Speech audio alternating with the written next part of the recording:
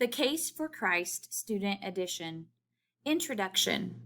My friends and I were celebrating at an Italian restaurant across the street from the University of Missouri. I was set to graduate in a few days, and I had just accepted a job offer, a 3-month internship at the Chicago Tribune, with a promise that if I performed well, I'd get a permanent job as a reporter. At one point during the meal, somewhere between the breadsticks and the Neapolitan ice cream, my best friend Urson made an offhand remark about how my internship was certainly a great gift from God.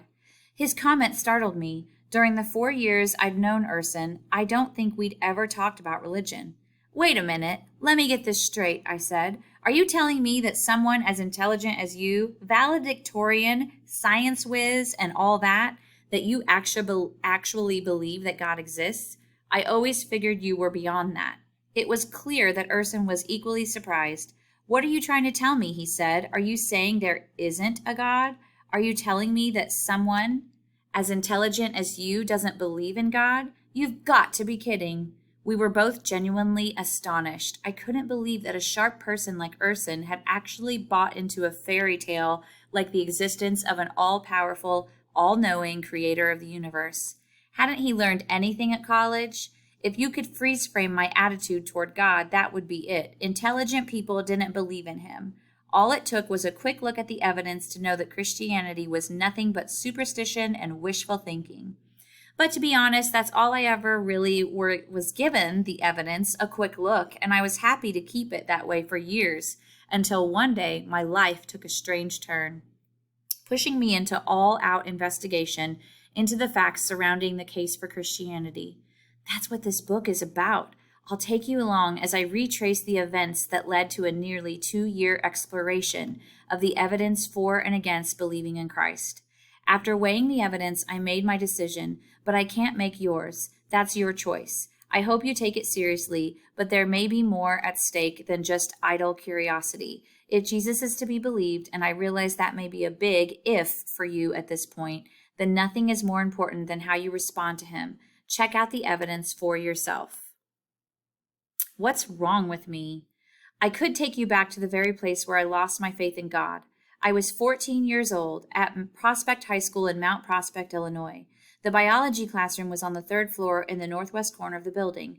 I was sitting in the 2nd row from the windows, 3rd chair from the front, when I learned about Darwin's theory of evolution. Revolutionized by evolution. This was revolutionary to me. Our teacher explained that life originated millions of years ago when chemicals randomly reacted with each other in a warm ocean on the primordial Earth. Then, through a process of survival of the fittest and natural selection, life forms gained into complexity. Eventually, human beings emerged from the same family tree as apes.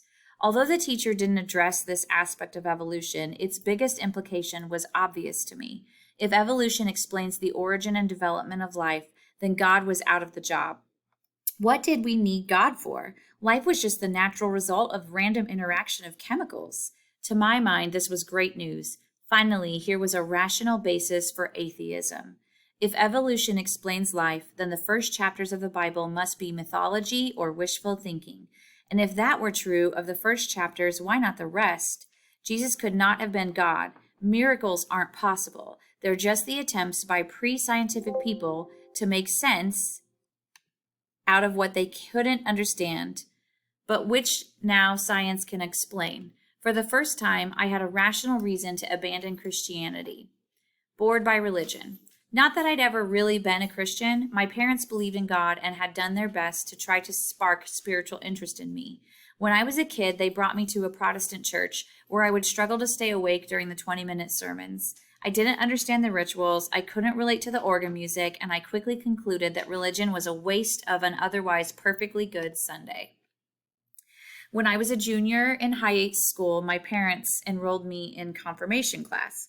This meant that one day, a week after school, I was forced to sit in the church's airless basement and go through a series of classes.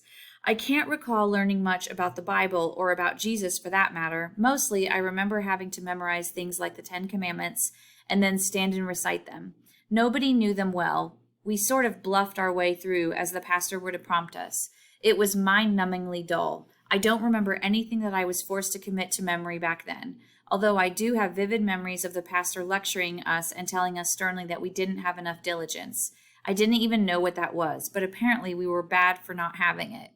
Graduating from church. When the time came to be formally confirmed and made a member of the church, we were told in advance the kind of questions we would be asked so that we'd know the answers. I didn't want to go through with this because if I had any faith in God at the time, it was hanging by a slender thread. To me, God was irrelevant, mysterious, and a stern disciplinarian, who, if he existed, was probably mad that I lacked diligence.